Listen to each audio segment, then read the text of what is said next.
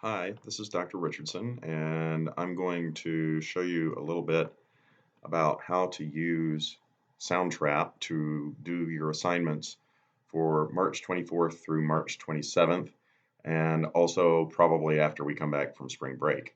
So the first thing you're going to want to do is log into your Soundtrap. Hopefully you've gotten that done today, which is Monday, March 23rd. And to go in and start to record yourself, you're going to want to, of course, go up to the studio. After you select the studio, you're going to want to choose the purple box on the left-hand side here that says Music for your new project. And then once you've clicked that, you are now going to be ready to get your file set up to record. My suggestion is that you look around at a few things first. Number one, you might want to go ahead and just save your file. You'll notice up here it says Untitled Song. So it's smart to go ahead and click that and then name it whatever you'd like to name it. I'm going to be playing Mary Had a Little Lamb. And then once I click over here, you'll notice the purple save button lights up. I can click that and my project is now saved. So once I have that done, there are a few other things that you might want to go ahead and get set up before you record. First of all, over here under this settings menu, you have several options. First of all, you can choose the grid size, which is dealing with this grid over here. I would just go ahead and leave it automatic. It's the easiest thing to do. The other thing you can do is actually change your time signature from 4/4 time to 3/4 time. So Mary Had a Little Lamb is in 4/4. We're going to keep it there. But if you're playing a piece in 3/4s, so for example, concert orchestra will be playing Favorite Things, you could change your time signature to 3/4. So the next thing I'm going to do is actually make sure that my metronome is set up the way I'd like it. Down here are the metronome settings. Let me move this out of the way so you can see metronome settings. So I click this, and I like the clave sound. It's good and loud for me. I also like having 2 bars of count in because it allows me to get the tempo in my head. And here is the volume. You can click and drag and it will change the volume. I like to have it nice and loud. If you are having trouble hearing the metronome, my suggestion is to plug a set of headphones into your computer or earbuds and use that for your metronome. So my metronome is set up. The only thing I've got to do now is turn it on, and then I'm going to get ready to actually record. First off, I am going to use the tempo here of 120, but you can click that and you can use the plus or minuses or just select the number and type in whatever you want, and you can hear that it lets you get a confirmation of that. All right. So now I've got my metronome set up with the right time signature. I've got it set up with the right tempo marking. I've saved the file and I am ready to add a new track of myself playing. I'm going to click Add New Track over here, and this pop-up box pops up, and I'm going to select Voice and Microphones, this first option. So once you click that, you're going to notice it brings up the studio recording options. You can have reverb, the volume, you can pan left or right in the stereo, and there are certain effects. You don't need to worry with any of that stuff. All you really need to do is record yourself. So to record yourself, you can either use this red Start Recording button, or you can come down here and use this little red dot. Either way. So you'll notice my metronome is actually turned off. I'm going to turn it back on because I want to be able to hear. And I'm going to go ahead and close this out, this entire window right here, by clicking this little X. So I'm going to click that. And now you'll notice there is a new track up here that says mic, and it's ready to record. So I'm going to hit record and play my part.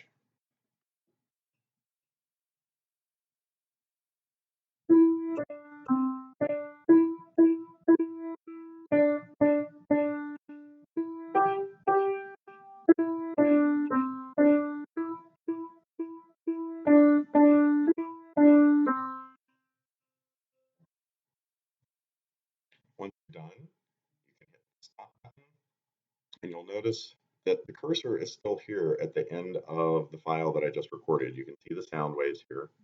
To go back to the beginning easily, you can just come down here and click this button, and it will take you all the way back to the beginning. Notice the cursor move back to the beginning. And if you want to listen to the recording, all you have to do is hit play. Now, my suggestion is that before you hit play, you turn your metronome off because it's not going to line up with what you just played. But you may be able to hear the metronome on the recording. So let's play and see what it sounds like.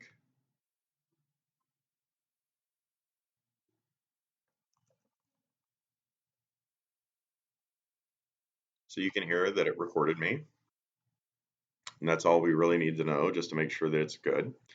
So once I have my file recorded up here, the measures that you are assigned recorded, once again, you're going to want to save this. So just come up here and hit your purple save button, and it will save it automatically. Now, we're going to move to talking about collaborating with another student. By the way, you'll notice it says it's mixing here. And while it's mixing, you can't really do anything with the file. You have to get done with it mixing before you can share the file with anyone else or export it. So just wait for that to be done. And while we're waiting, I'll talk to you about sharing. So this file is my file that I just created. But now we're going to pretend that someone else has shared this file with me. So in other words, someone has come up, clicked the share button up here, they typed my name in,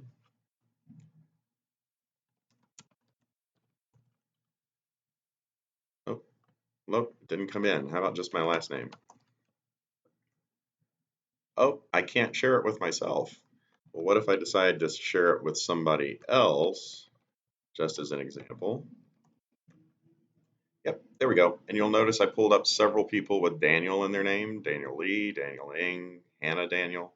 So you can choose the person you want to share it with. So let's say someone chose me using this option, and then they shared this file with me.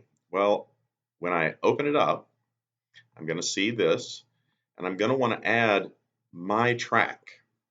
Well, the question is, how am I going to add the track that I recorded? Well, first of all, you need to come up here before you do anything else, click File and export your file as an MP3. Okay, so I'm going to export it, and look, there it is right there. It is now saved on my computer. I've already recorded another file that I'm going to add to this because remember, we're pretending this is the file that someone just shared with me. So I'm going to go now and find that MP3 file on my computer that was what we're calling my file. And the way to do that is to click Add New Track. And then down here at the bottom where it says Import File, you're going to click that. Choose the file from your computer. And right here, I'm going to use this, Mary's bass part. That's the file that I've recorded. It's my file, and I am adding to the file that was shared with me by somebody else. So I'm going to click Open. And you'll notice now there is a new file, and it even says Mary's bass part right here. So what I'm going to do now is, again, leave my metronome off and play these together and see how it sounds.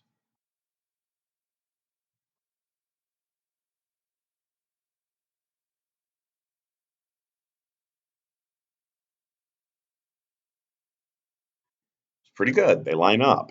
Even though I wasn't playing with the part, in other words, listening to it and playing at the same time, I just used the metronome, and because I use the metronome, the parts are lining up. So once you have your part added to the part that was shared with you, now you're going to, once again, save the file. Once it's done mixing up here, you're going to come over to File. You're going to export and export the file to a new MP3. You'll notice here, if I do it too quickly, it says the project is being mixed. Remember how I said we've got to wait for this mixing up here? Okay, so we've got to wait for that to be done. We'll just wait. I can play some music while we wait.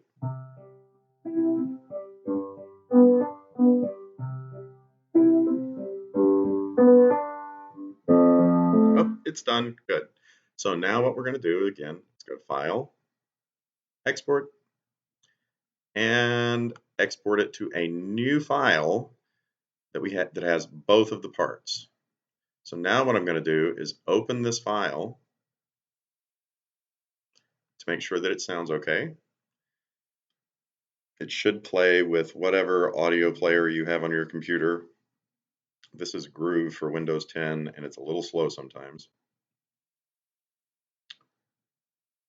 And then we come down here. Hopefully it's going to load at the bottom. There it is. And you can hear the file, both parts going. That is the file that you are going to upload and share with me on eClass.